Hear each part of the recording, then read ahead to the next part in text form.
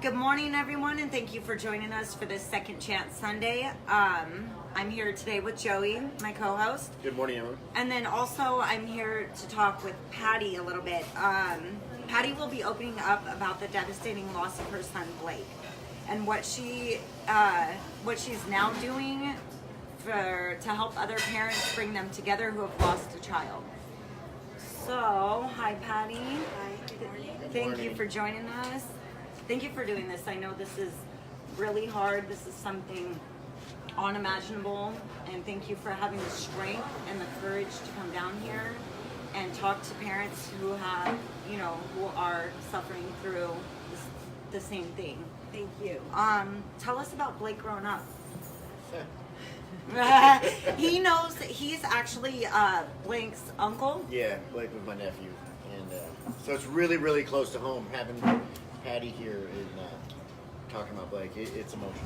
Very much so. So, Patty, tell us about Blake. Tell us all about Blake. Well, obviously everybody thinks that their child is perfect and wonderful, and mine really was. Yeah. Hey, Patty, I don't know if you can you speak up just a little bit louder? Okay. Blake was always a handful. I'll just tell you a little bit. When he was real young, when he would get in trouble or act up, his dad and I would say, if you do that, then we're going to take your bike, for instance. And he would say, fine, roll his bike in the house and go to bed. There was nothing you could take away. If you said you're going to go to bed without dinner, he said fine and went to bed. And that was just him. There wasn't really, and it was very frustrating to us. He was just free, and he had told me recently before he passed away that he didn't ever want to live a vanilla life, and he did it. In no way, shape, or form.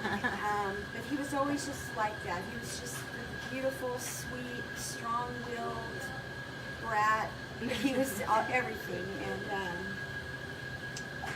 he was sunshine to me. I mean, if you knew him, you know what I mean. He lit up every room. He had the biggest smile, and he loved the underdog.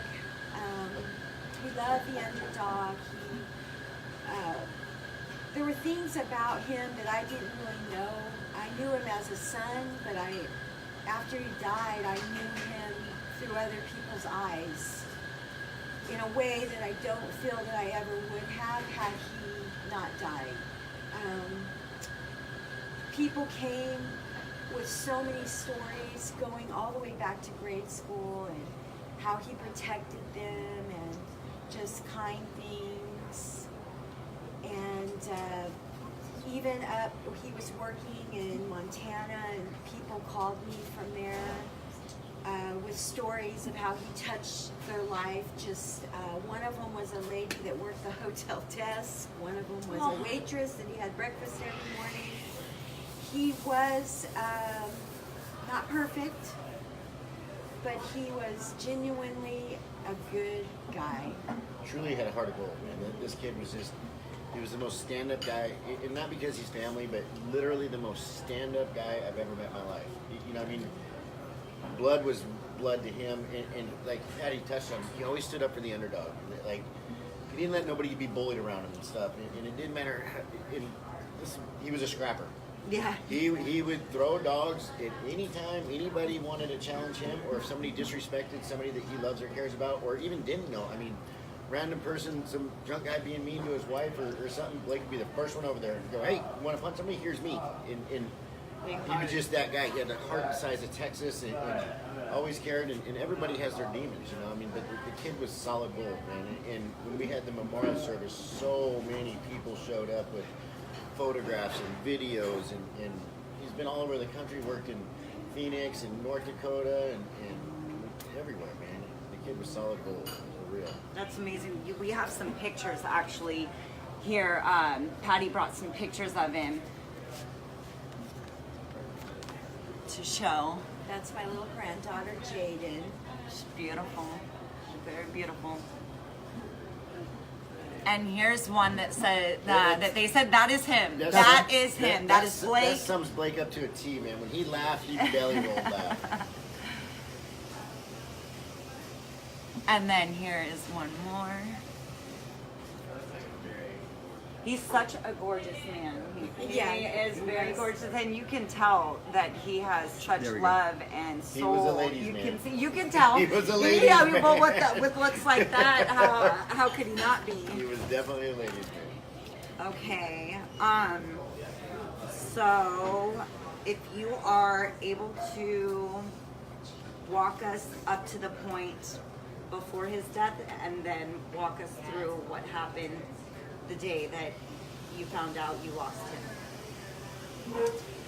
Well, you know, he was 29 years old, so we didn't really talk every day. Sometimes we talked 3 or 4 times a week, and sometimes I wouldn't talk to him for 2 weeks.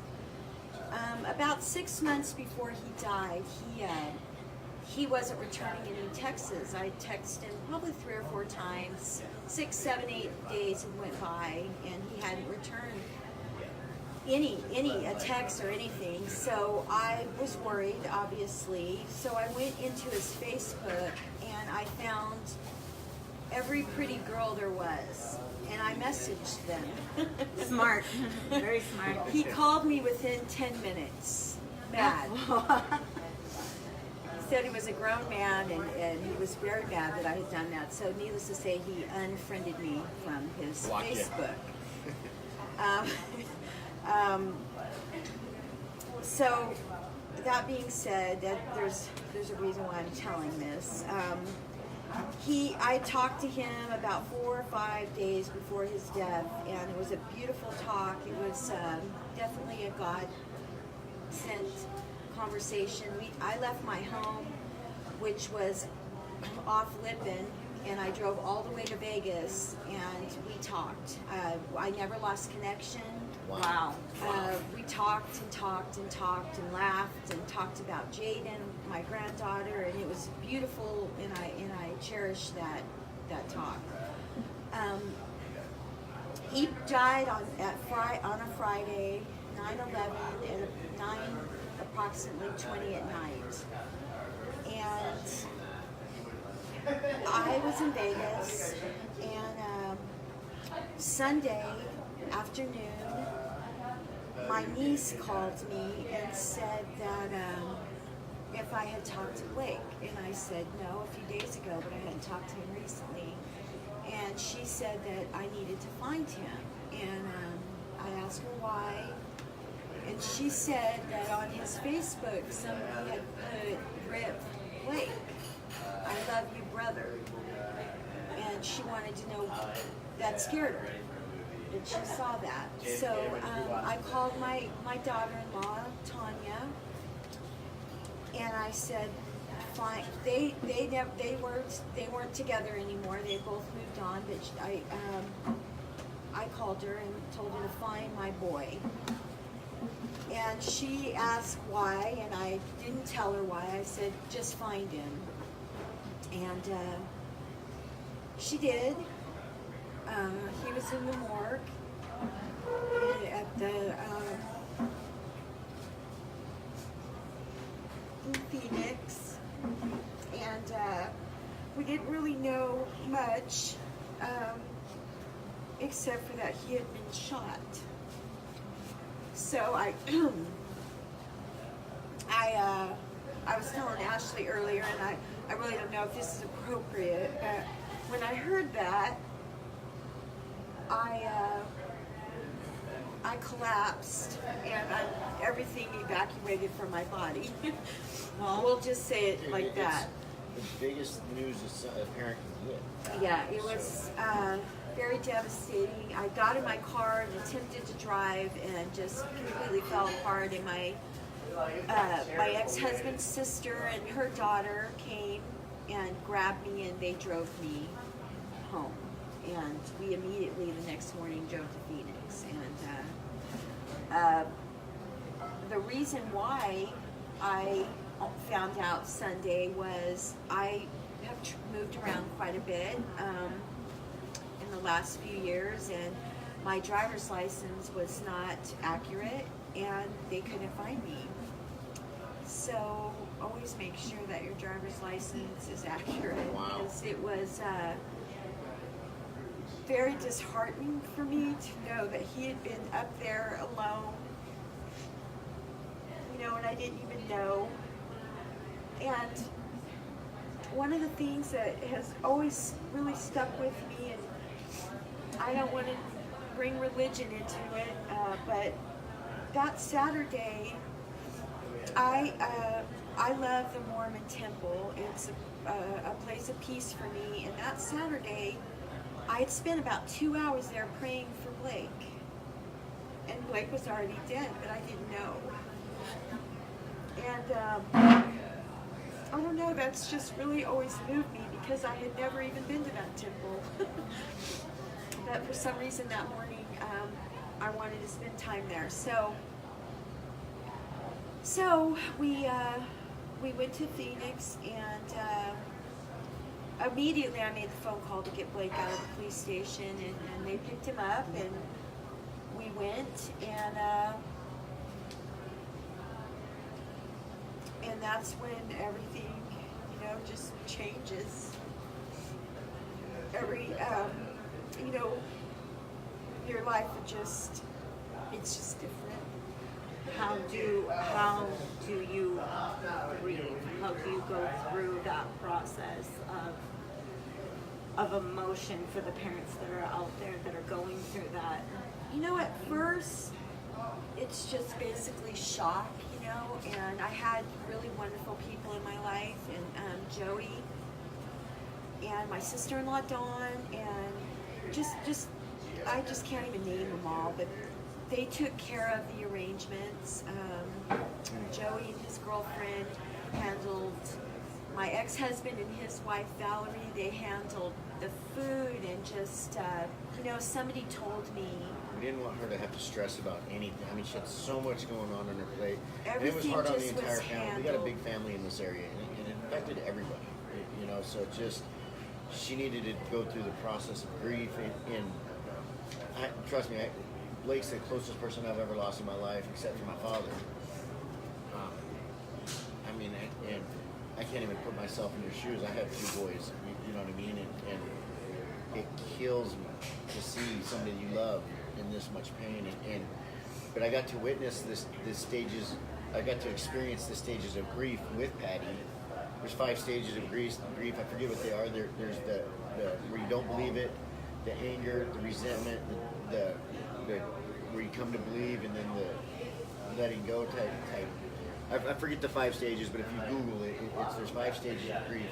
And I don't even know. You and I never talked about it, but I seen you. I got to experience those 5 stages with you, man. And it's still something that will never be. You'll never be done grieving. You'll never. No, not the loss of your child. way. You'll never. There's no way to get there. Absolutely not. There's ways to go through each day. And I'm sure each day is different. It becomes a coping thing, right? Right. It's You know, that there's people that I've spoke to that I had conversations with at the funeral. I don't even remember being there. Someone said something about food, and I said we had food. I didn't even know we had food.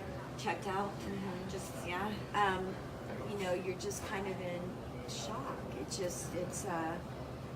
But then that, you know, when I saw my son at the mortuary and I walked in the door, obviously I fell apart. And in true Blake fashion, his arm was up.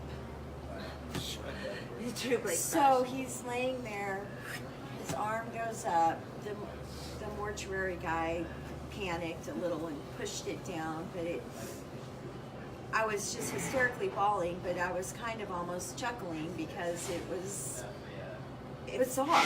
It was just. it can happen to But anybody else. but it was what you needed. That was Blake. That was Right. Blake. And then also, tell us about on the beach. A little bit about the story you were telling me earlier about how About Razor? About Razor, yes. My son, his nickname, it wasn't a common nickname. It wasn't a family nickname. It was friends of his. They all called him Razor. And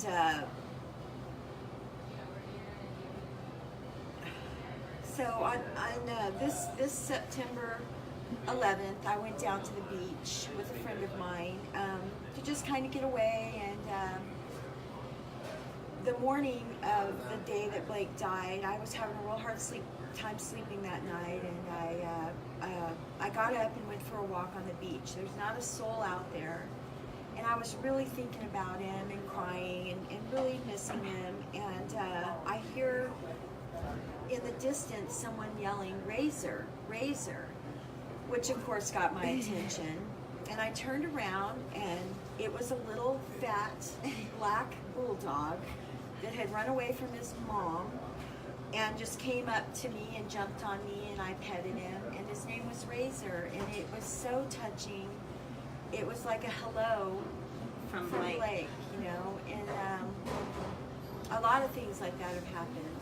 A lot of things. There's a ton of little Reminders. Yeah. And just letting you guys know that he's here. And they give you peace. They There- sound there's- silly, but No. It sounds, but I mean, she's not making up. I see it too. There's a lot of little things where it's like, ooh, little things out there.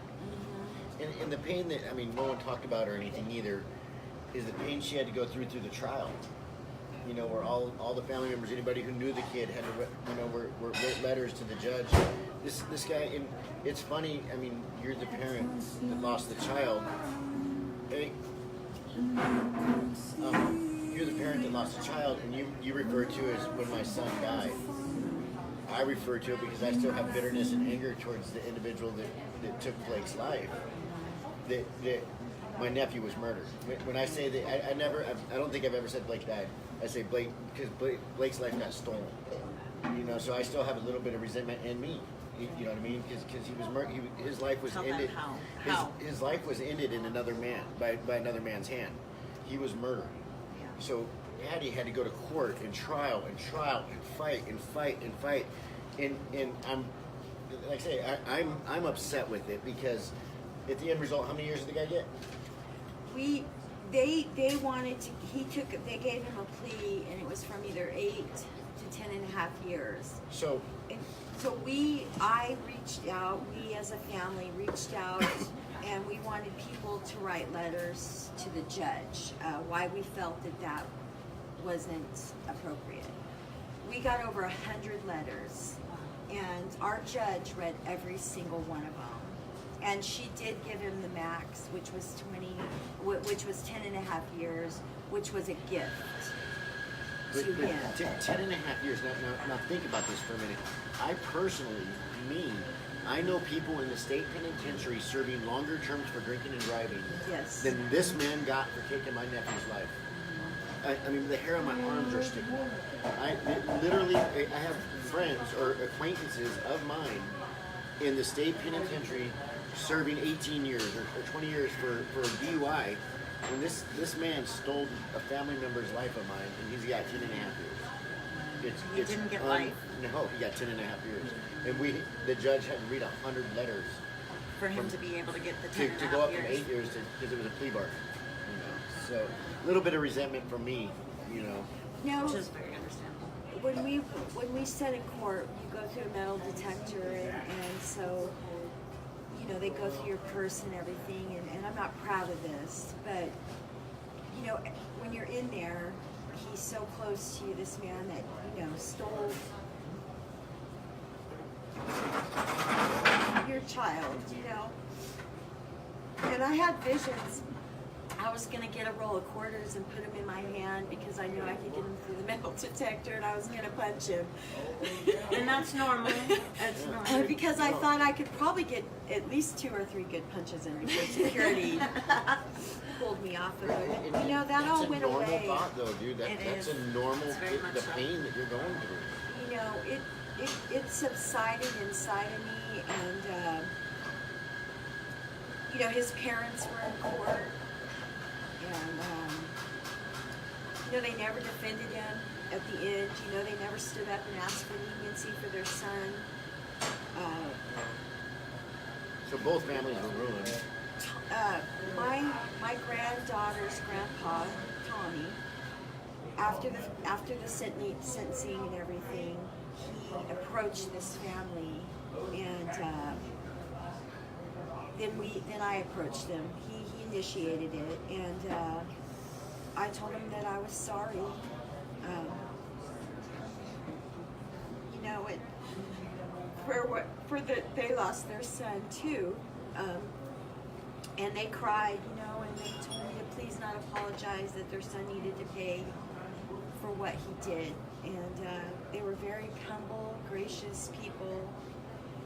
And I don't know, my anger, I just want to be clear that, you know, my son wasn't on the way to Library Club when he got murdered. My son made bad decisions that put him in the situation that night, and I have to own that, and I have to understand that. You know, he put himself there, and he lost his life because of it. And sometimes I'm mad at him, you know. The guilt that comes with losing a child is, I've replayed every decision I ever made when it came to him. Bad, good, would I, could I, should I. I was supposed to be in Phoenix that night that he died, and I didn't go. I went to Vegas instead. Had I been there, would he be alive? You know, all those things just eat at you like a cancer. I know people that have lost their children to suicide, and I have so much guilt, I can't even imagine or fathom the guilt that you live with when your child takes his own life, his or her own life. And it happens on a regular basis, man. It really does. Even in our little community, man. I just recently, a few months ago, lost a very, very close gal friend of mine. And it's just an empty spot, man. Now, I don't know if you want to say anything or whatever. I'm going to ask a question. Would you consider Blake to be an addict? I would say Do you believe that, he suffered with the disease of addiction? yes. So, because this is Second Chance Sundays, and we hit on that a lot. And like you say, he wasn't on his way to choir. Yeah. You know what I mean? He made mistakes in his life. He was an addict. But nobody deserves to die. Nobody does. But it's just in the lifestyle of addiction, where the addict goes. Dangerous. It's a dangerous neighborhood. It's not good for anybody, man. And it happens. This happened in Phoenix, you know, in Mesa. In Mesa, but it comes back around to what we started this thing out for, man. It's the disease of addiction in its ugly face at its finest. You know what I mean? It steals lives, be it murder, suicide, just, you know what, being dead and still walking around. Yeah. Being dead on the inside. Yeah. You know what I mean? And I know the pain that I put my parents through. I mean, you're a part of that. I mean, you and my brother out looking for me. I mean, I would be gone for a week at a time. I'm talking in just high school age, you know. And my dad staying up nights crying, wondering if he was going to get a phone call or not. You know, I can't even put myself in your shoes. Not even in a million years. How do you, now, like we talked a little bit on his birthday, you had went to California just on his birthday to kind of celebrate. How do you celebrate him? How do you celebrate Blake? How do you go through holidays? And because I know that there's parents out there that are just like, it's coming, and I'm sure the anxiety, the stress from even knowing their birthday is coming, or because we're close to the holiday season, Christmas is coming up in a few more weeks. You know, in the beginning, you know, Blake's been gone for 3 years. In the beginning, you have a lot of videos of Blake. He sent me a lot of videos, and he took a lot of pictures. And I had a friend made a video, of course, for the funeral. And then I have these little videos that he himself, Blake, sent All me. over his Facebook. That is so sweet. And some of them say hi, Mom, or I love you, Mom. You know, in the beginning, I used to just lock myself in the house and watch them over and over and cry and cry and cry and cry. And my granddaughter, she said, she asked me something, I don't remember what it was, and I said, well, I just keep watching those videos and crying. And she said, why?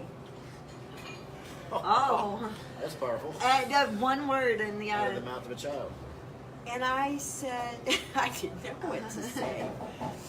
But, you know, I backed off of that. I do it. I'm not going to say that I don't do it. I've probably done it 3 times this year. I watch his Facebook videos all the time. Yeah. I don't put a lot of value on the day Blake died.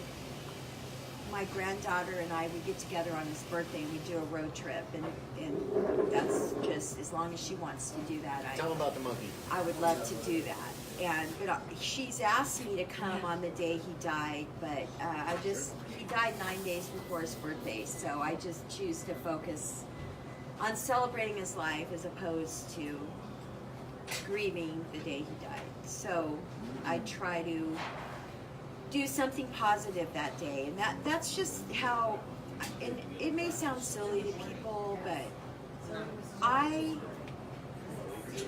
want Blake to be proud of me. And that's why he keeps coming and reminding you, because he loves you. So I cling to that, you know, that if he does a drive-by and checks on me, I wanted to say that's my mom and I'm proud of her, and I want that for Jayden. So on the day he died, we try to do something positive for someone else, and I've spoke with her about it. And this last year, she's 12. On the day he died, she asked if she could skip school and go back to her elementary school and tutor the kids in 3rd grade, or I'm not sure what grade, but she went back to one of her favorite teachers and she tutored that day, which was so touching and beautiful to me. And I think she gets it. Yeah. She's listening, you know.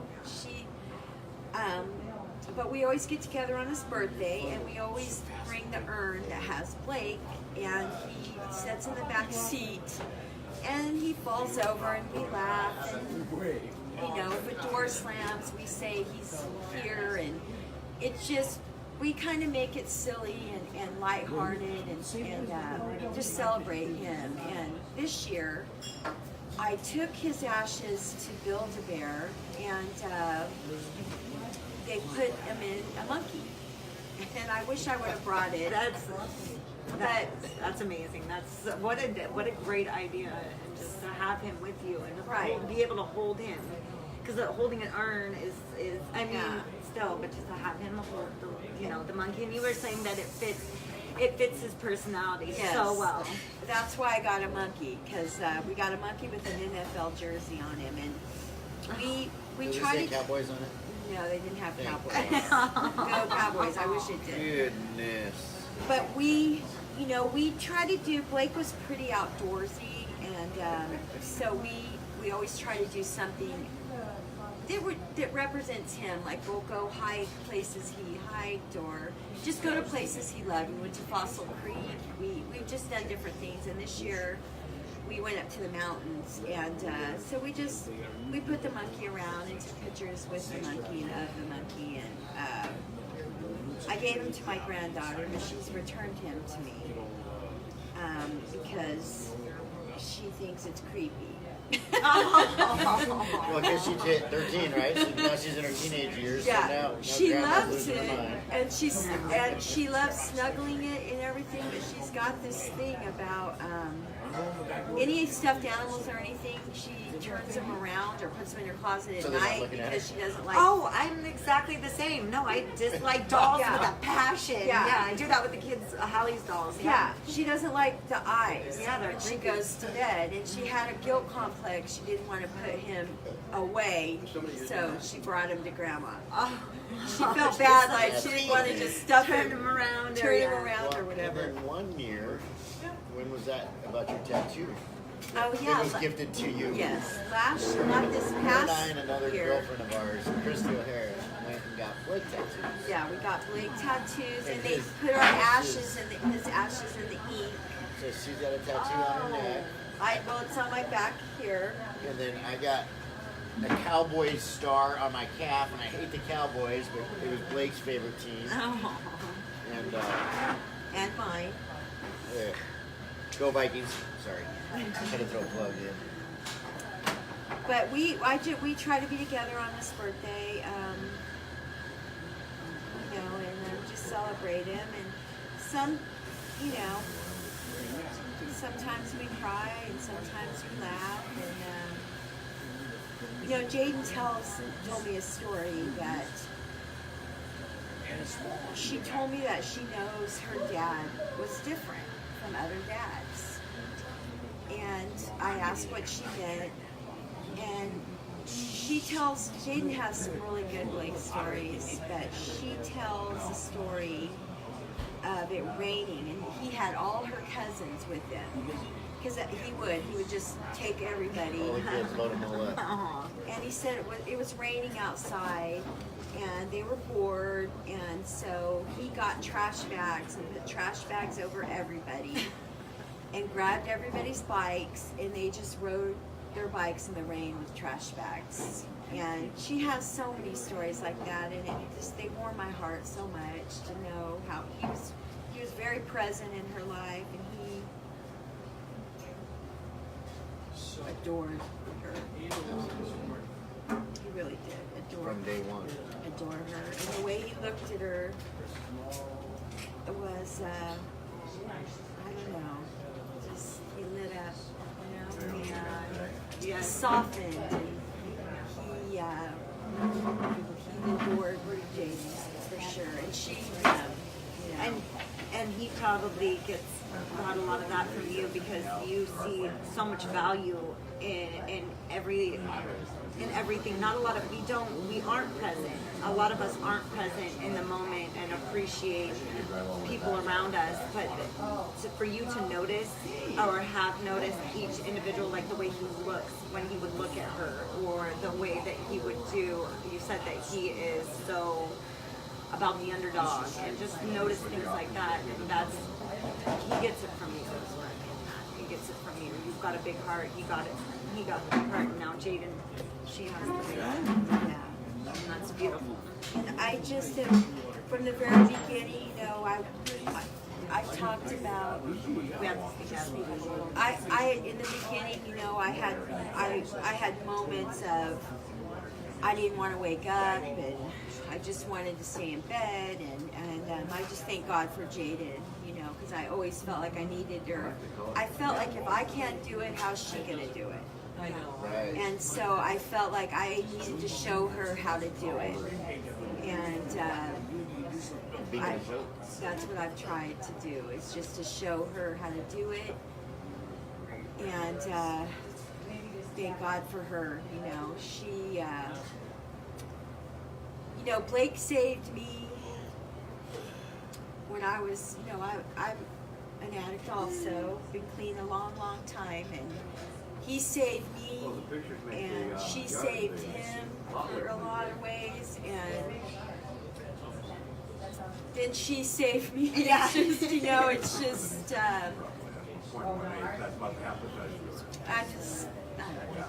It's amazing. Okay, so what you're doing now, I absolutely love, and it is called Our New Normal. And what is our new normal? when you lose a child, there's a shift, not only in your heart, in the whole, in the sadness and the grief and everything that you're going through. There's a shift in your world with the people that are in it. People stop sharing their children's triumphs with you. They don't want to make you sad. People stop sharing the grief or their children's, the bad things that happen, because it's better than their kid being dead. So people shut you, they don't want to talk about their kids They don't want to talk about their pain. You know, I had friends say, you know, they would be going through something and then they would just hang their head and say, I don't know why I'm telling you this. You're going through enough. And it doesn't, their problems were still important to me, and their children's triumphs and their children's failures were all still important to me. But people, they shut down because they're always afraid they're going to say the wrong thing. Or not say the right thing. Or not right. Yeah. And they don't want to set you off into being. Right. And people just see you and treat you differently. And then there's the dreaded, I'm a real estate agent, so people ask me, do you have kids? I was a hairdresser when my son died, and do you have kids? In the beginning, I would say, yes, my son died. Then there's just it changes that person that's sitting in your chair, that client, they become sad, they become. So then there's been times when people say, do you have children? And I say no, because I don't. And then I feel guilty because I said no. And it's just everything changes. I've lost friends, lifelong friends, that I don't communicate with anymore. Because they don't know how They to don't respond. know. But you know what? All you want to do is talk and have memories and relive, because he existed, he lived, and it is important to still communicate. Don't shut that parent out. Don't shut that grandparent out just because you're worried about what you are going to say or what you're not going to say.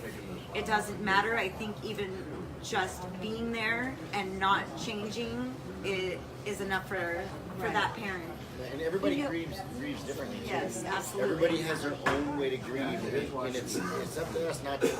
We got to let our loved ones grieve the path that they need to grieve in. I can't tell her how to grieve. No. She can't tell me how to grieve.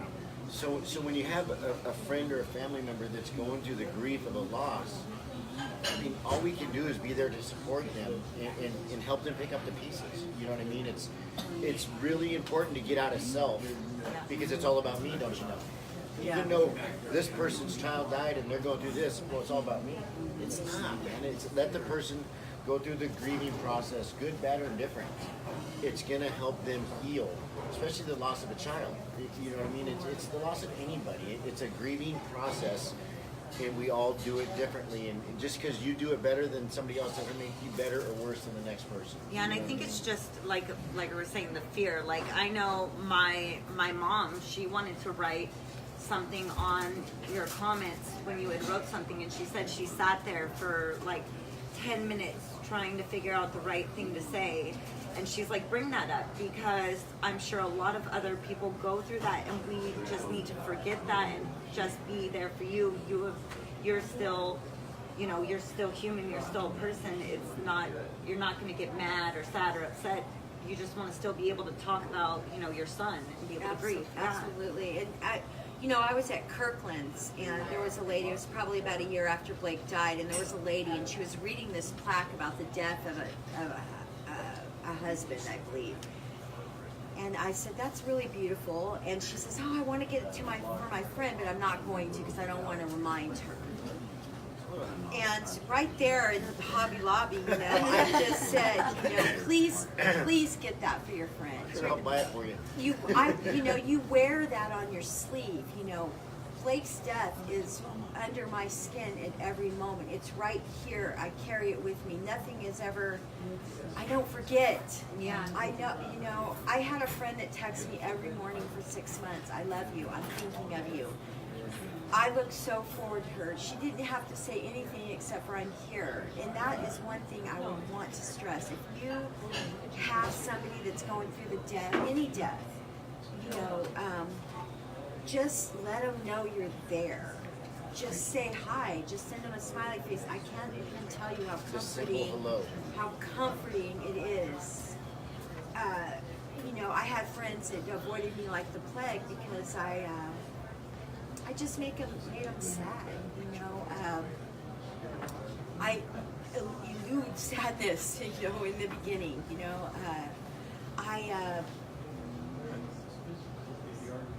you know, just everything changed. Everything about me and everything about the way people treated me changed. You know, everywhere I drive, my son grew up here. Everything is a memory. I see him playing, I see him aging, I see everything is a memory. And sometimes I will have a complete breakdown. When I show homes over in the country club area, I can barely hold back tears just because he grew up there. And I see him everywhere. And I see him at the river, you know, me screaming, "You're not supposed to be at the river, get out of the water," you know, and it just, But those memories are a gift. They're- I they mean, as hard are, as it and- is, but they are a gift and just to remind they you. are, and I love, you know, Blake's friends. There's 3 of his friends that just, probably 4, that just scooped me up, you know, and they told me millions of stories, and they always all want to talk about him, and I love I it, love that. and I love being with them. I just adore him, you know, and just talk about it. Just talk about it. That's part of the healing process, That's right? part of the I mean, healing process. So, even, I mean, because I know it's only been 3 years, but there's thousands of people out there that watch his videos. I mean, is there a message of hope that you can give them, that there is light at the end of the tunnel? It's just like when I say the new normal, it's just what it means is just you're never going to be the same ever. You're just you're broken. It breaks you, you know, and you just, you know. And there's days that I didn't want to get out of bed. There's days I didn't get out of bed. There's days that I made myself get out of bed. There's despair. But you just keep on going, and you find what works for you, whether it be prayer, friends, pictures, you know, just whatever it is that works for you, that brings you peace. For me, it was, like I said earlier, I always just want him to be proud of me. That has always kept me going. Like when I get like, just like, I don't want to do this, I think you gotta do it. You've got to do it. And nobody's loved one wants you to roll over and die. They don't want that. And you know, there's still love and hope and laughter and beautiful moments. But you're always still kind of sad. And I just think that's the new normal. So when are these meetings held? Because there is meetings for the new normal, and when are they held? Where are they? They are held at Bullhead Laughlin Realty in our conference room. My broker, who is my boss, has allowed us to use that room. Because we're just beginning, we're going to keep it there. But if, you know, if it takes off and people show up, we might do something different, but right now that's where we're at. It's the first Wednesday of every month. And it's basically, I don't really know what I'm doing, if you really want to know the truth. It's really just a place for you to come and talk about what you're going through. And because people say they understand, but they don't. No one's gonna get it better. You don't get it. No one don't will. get it. They never will unless they've experienced it. But to have that connection with other parents to really understand you, that you don't even have to say anything, but to look them in the eyes and they get it. Right. And that, you know, and that bringing them together, that's beautiful. Just for a little bit of healing, even if it's for, like, how long do they last? It's from 6:30 to 8 p.m. Yep. Okay. Yep, And they're so an hour and a half. They're the first Wednesday of every month at 6:30. They, you know, it says, you know, if you want to bring a picture, just because I know for myself, I can only speak for myself, but I want everyone to see my beautiful boy. And He wanted everybody to see him too. He's Trust handsome. me. He's gorgeous. Never seen him with a shirt on. You know? and you know, how this came about was because I've got 3 years under my belt, I guess, we've had a lot of deaths, young children, teenage children, and I kept getting these phone calls. Could you reach out to so-and-so? Could you reach out to so-and-so? And I say no. I would, because I'm like, I don't have anything to give them. I don't know what to say to them. I don't know what to give them. And then one was really eating at me, and I did reach out to her. And it was beautiful and wonderful, and I'm so glad that I did it. And when I left there, it inspired me to try to get people together that understood what you're going through. And the guilt, oh, I'm telling you guys, the guilt, no matter what people tell you, the guilt, it eats you up when you lose your kid. It just does. You feel, even if they're grown, you feel like...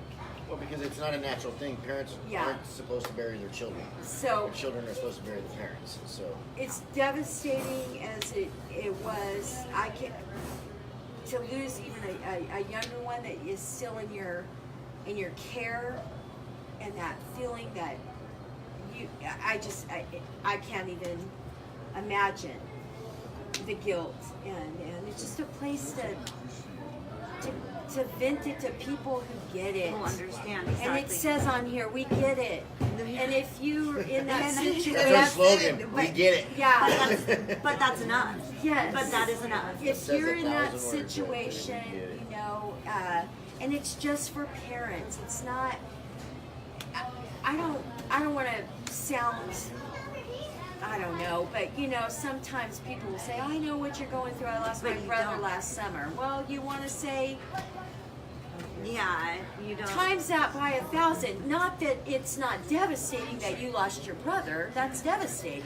Yeah, but the fact that that's your child, you grew that I don't child, know, or it you just- love that child. Yeah, no, it's understandable, and then that's why it's just for parents. It's for parents, yeah, or Because and grandparents, because grandparents, you know, absolutely.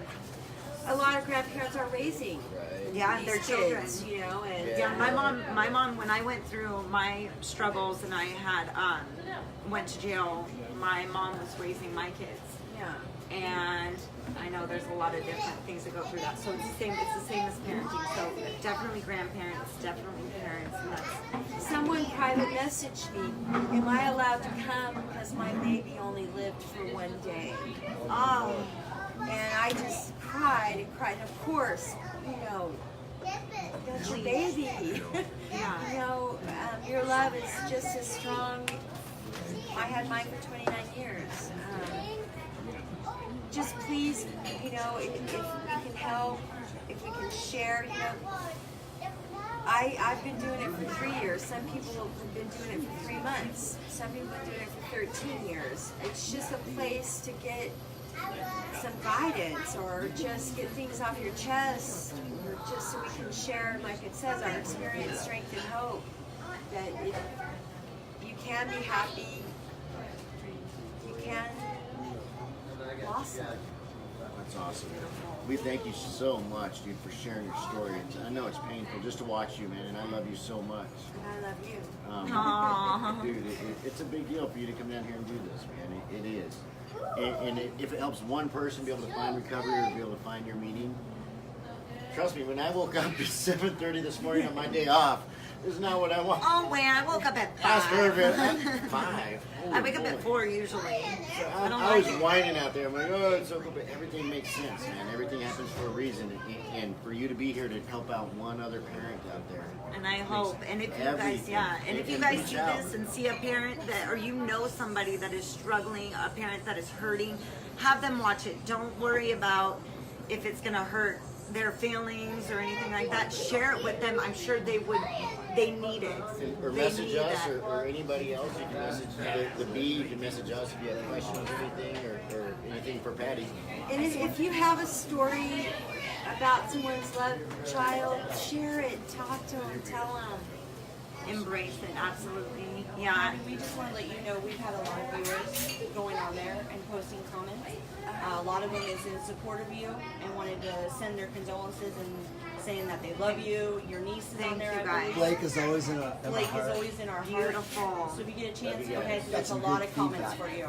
Okay, and we'll definitely get to that in a little bit. Beautiful. Thank you guys for your support for Patty. Thank you, That thank is you, thank you, thank you, thank it, you. very much. Also, I have a couple more questions. So, as other parents that are going through this, some are separated, some are together. How do you feel when you're around his father? How do you cope with that? What are the emotions that some of the things you go through when you see him? You know, statistically, they say that when you lose a child, most people, they can't make it through. And I believe it's guilt and blame. And I don't have any of that with Blake's dad. But when I see him, he makes me sad.